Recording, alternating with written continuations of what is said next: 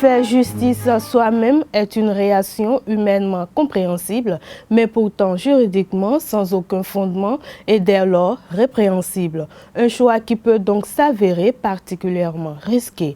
Bonjour, bienvenue sur votre émission judiciaire. Eh bien, à mes internautes, pour mieux cerner ce qu'est se faire justice à soi-même, je vous invite à suivre le professeur Lucien Assoba. Il est docteur en droit privé. Suivons-le.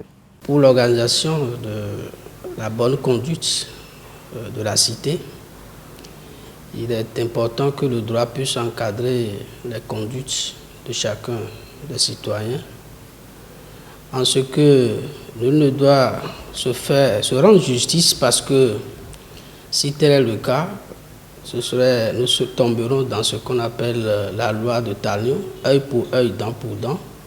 Et dans ce schéma, celui qui remporte, c'est le plus fort qui aurait toujours raison.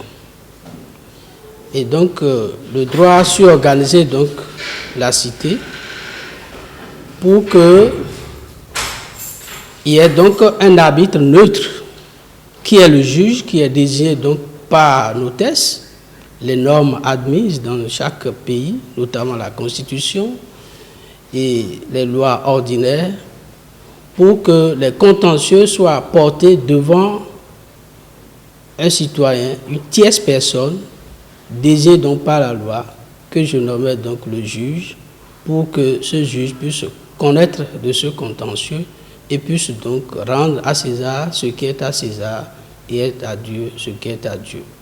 Et donc dans ce schéma, c'est pour que les rapports de force soient régulés, pour que le plus fort n'ait toujours pas raison sur le plus faible.